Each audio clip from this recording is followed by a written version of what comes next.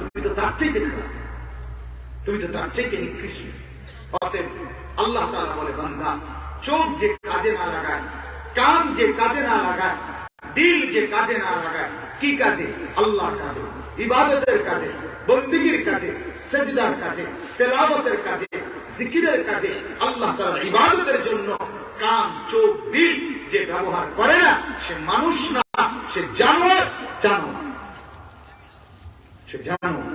কোরআন কারীম আল্লাহ তাআলা আরো শুনেন, আল্লাহ তাআলা বলেন, ইন্নাস সামআ ওয়াল বাসারা ওয়াল ফুআদা কুল্লু উলাইকা কানা আনহু মাসউলা। এক রকম আল্লাহ বলে, শোনো বান্দা, আমার দেওয়া কান, আমার দেওয়া দিল, আমার দেওয়া চোখ, এই তিনটাকেই আমি রব্বুল আলামিন হাসরের ময়দানে জিজ্ঞেস করব। কান তুমি বলো, চোখ তুমি বলো, দিল তুমি বলো, আমার বান্দা তোমাকে দিয়ে কি করছে? তখন কানও বলবে, চোখও বলবে, দিলও বলবে, মাওলা শুধু নাফরমানি করছে, উলঙ্গ ছবি দেখছে, নর্তকীর নাচ দেখছে, জিনার ব্যভিচারের দৃশ্য দেখছে, অবৈধ গান শুনছে, নর্তকীর গান শুনছে, হারাম কল্পনা, অবৈধ উপার্জনের কামনা, অশ্লীল কল্পনা, কামনা, বাসনা, এইটাই একমাত্র ভাবছে। জীবনটা এতেই নষ্ট করছে। রব্বুল আলামিন তখন ফেরেশতাদেরকে বলবে, খুযুহু ফাগুল্লুহু। মাওলানা আলী হাসান উসামা সাহেব এই আয়াতের কিছু অংশ আপনাদেরকে বলছিলেন একটু আগের বয়ানের মধ্যে। ফেরেশতা ধরে বলবে, যখন আমলনামা হাতে আসবে বাম হাতে, ফেরেশতাদেরকে আল্লাহ বলবে, খুযুহু ফাগুল্লু। নাফরমান হাতের মধ্যে যখন বাম হাতে আমলনামা পাবে, তখনই সে চিৎকার শুরু করবে, চিৎকার বলবে, ইয়া লাইতানি লাম উতা কিতাবিয়া। আহা, যদি আমাকে খাতাটা আমলনামা না দিত, আমি যদি বেঁচে না উঠতাম হাসরের মাঠে, হায় আমার কিছুই তো কোনো কাজে আসলো না। হালাকা আন্নি সুলতানিয়া। এভাবে যখন আফসোস করবে, চিৎকার করবে, হাসরের মাঠে দৌড়াদৌড়ি, আল্লাহ তাআলা ফেরেশতাদেরকে বলবে, খুযুহু ফাগুল্লু। ফেরেশতারা তাকে ধর, খুযুহু তাকে ধর, ফাগুল্লুহু তাকে বেঁধে ফেল, তারে বেঁধে ফেল, তারে বেঁধে ফেল, তারে বেঁধে ফেল। আহ, বেঁধে ফেলবে দোস্ত, শক্তভাবে বেঁধে ফেলবে। আমি ফেরি দেখছি, ফেরি ঘাটে যখন ভিড়ে, তখন ফেরি এরকম মোটা রশি দিয়া একটা গোল আকার লোহার একটা আছে, এটার মধ্যে তারা লাগাইয়া শক্ত করে বাঁধ দিয়া, তখন ফেরি যত জোরে ধাক্কা খায় এটা ছিঁড়ে না, টাইট করে বাঁধবে। আল্লাহ বলবেন, না, নাফরমানকে বেঁধে ফেলে, সুম্মাল জাহিমা সাল্লু, অতঃপর জাহান্নামের মধ্যে ছুঁড়ে দেয়, বেঁধে ছুঁড়ে ফেলে দিবে। এটা গল্প না দোস্ত, এটা রূপকথা না, এটা কাহিনী, কথার কথা না, সময় পার করা না। আল্লাহ তাআলা কোরআন কারীমে বলেছেন, আলাম নাজআল লাহু আইনাইন। বান্দা, কি ব্যাপার, আমার দুই চোখ আমি দেই নাই? ওয়া লিসানান, জিহ্বা আমি দেই নাই? শাফাতাইন, আমি দুইটা ঠোঁট আমি দেই নাই? কি ব্যাপার? আল্লাহ তাআলা, আল্লাহ নিজে বলছে, কি ব্যাপার, এরকম করছো কেন? সারা রাত ছবি, নাচ, গান, উলঙ্গপনা, আমি দেই নাই এগুলো? কি জবাব? আল্লাহ তাআলা বলছেন, আফাহাসিবতুম আন্নামা খালাকনাকুম আবাতান। আরে বান্দা, কাছে ডাইকে বলছে, কাছে ডাইকে, মানে তুমি শব্দ উপস্থিত, কাছে নিয়ে আল্লাহ বলছে, এই শোনো, এই শোনো, শোনো আমার বান্দা, এদিকে আসো, দাঁড়াও তো এখানে। কি ব্যাপার, তুমি কি ভেবেছ আমি আল্লাহ তাআলা তোমাকে অনর্থক বানাইছি, বেহুদা বানাইছি? তা আমার শুকর করি, আমার কৃতজ্ঞতা কোথায়? 10টা মসজিদ থেকে একসাথে আজান দেয়, এক একটা মসজিদের মাইক যদি হরন 4টা করে লাগানো থাকে, 40টা হরনে মাগরিবের আজান, ফজরের আজান দিছে মনে করো, তাহলে এখানে যদি আজকের মাইকটার মাহফিলটাতে 40টা হরন লাগায়, এই এলাকায় কি পরিমাণ আওয়াজ হবে? এতগুলো মসজিদ থেকে একসাথে ফজরের আজান হয়, তুমি নাফরমান বছরের পর বছর, দিনের পর দিন, একবারও তোমার কানে পড়ে না।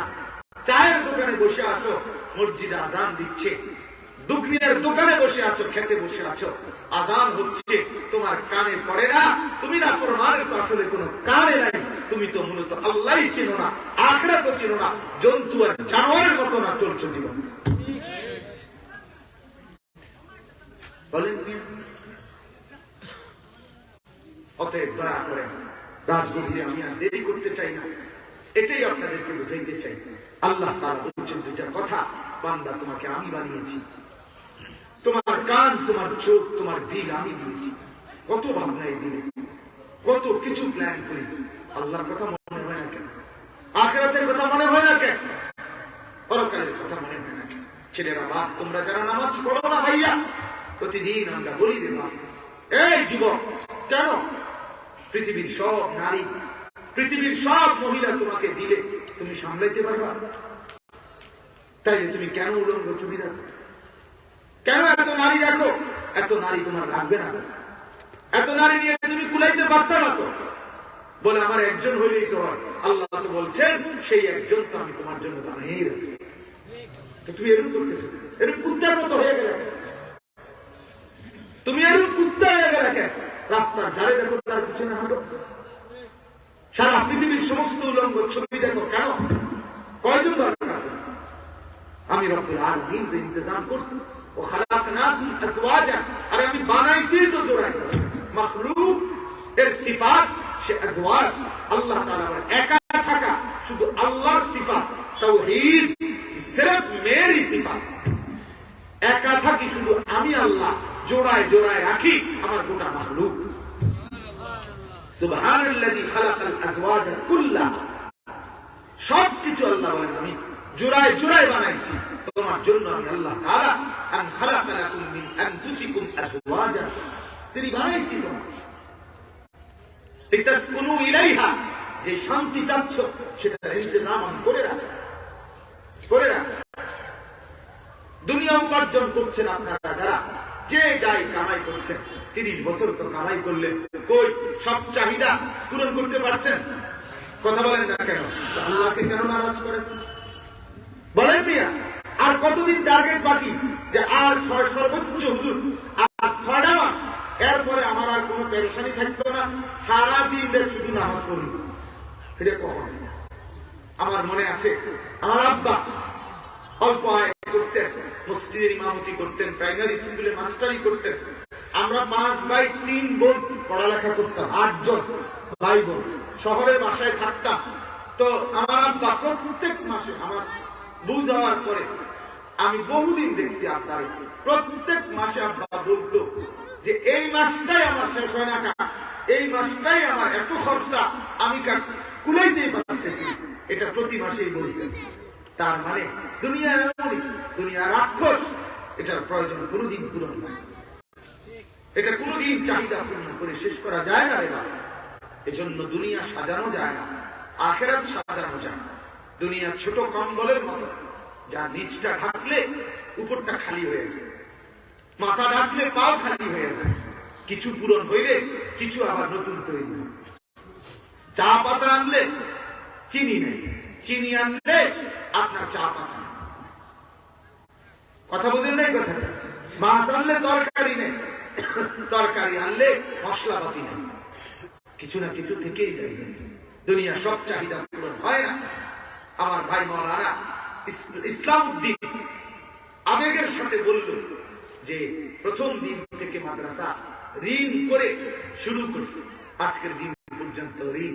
আমি বলি আজকের দিন না, ইসরাফিলের রূ পর্যন্ত ঋণে থাকে। এভাবেই মাদ্রাসা, আলহামদুলিল্লাহ, এভাবেই মাদ্রাসা। মাদ্রাসা অভাবে থাকে, টানা হেসরায় থাকে, এটার নামই কওমি মাদ্রাসা। আমাদের আকাবির এটাই বলে গেছে। আমাদের কাসিমুল উলুম ওয়াল খায়রাত হযরত মাওলানা কাসিম নানুতুবি রাহমাতুল্লাহ আলাইহি তার উসুলে হাসতেগানার মধ্যে এটাই বলে গেছেন, একটা মূল নীতি এটা, সব সময় মানুষের সাধারণ দান দিয়ে দিয়ে অল্প অল্প করে চলবে। আর স্থায়ী ব্যবস্থাপনা কোন একক ব্যক্তির এমন হয় না, এমন করলে সেটা কওমি মাদ্রাসা থাকে না। কারণ তখন আল্লাহ থেকে তাওয়াজ্জু, আল্লাহর সাথে সম্পর্ক কমে যায়। এই যে দিল ভাঙ্গা, যে 10 বস্তা চাল বাকি, সিমেন্টের টাকা বাকি, রডের টাকা বাকি, বিল্ডিং এর কাজ বাকি, ছাত্রদের নামাজের জায়গা দিতে পারতেছে না। এই টেনশন, এই কারণে সর্বদাই দিল ভাঙ্গা থাকে, সারাক্ষণ আল্লাহর দিকে তাকাই। এটাই কওমি মাদ্রাসা, এটাই কওমি মাদ্রাসার বৈশিষ্ট্য। আজকে 156 বছর, 1866 সালে প্রতিষ্ঠিত দারুল উলুম দেওবন্দ মাদ্রাসা, সেখান থেকে আজকের এই লক্ষ লক্ষ কওমি মাদ্রাসা সারা পৃথিবীতে। এই কওমি মাদ্রাসা যুগ যুগ ধরে জাতির খেদমত করে যাচ্ছে শুধু আখিরাতের আশা। কিসের আশায় বলেন? আখিরাতের আশা, আখিরাতের আশা।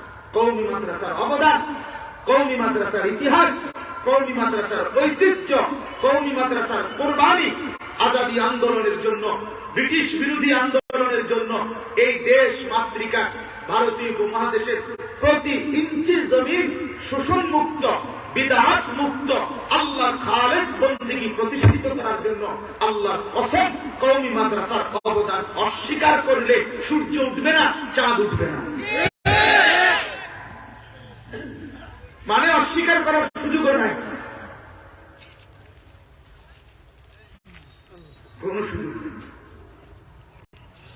হ্যাঁ, সারা পৃথিবী আলহামদুলিল্লাহ বিশুদ্ধ ইলম, মেহনতি ইলম, কোরআন ও সুন্নাহর খালিস খেদমতের জন্য কওমি মাদ্রাসার কাছে ঋণ। বলেন আলহামদুলিল্লাহ। অতএব আপনাদের কাছে আমার অনুরোধ, আপনারা প্রত্যেকে প্রথম কথা এই বলে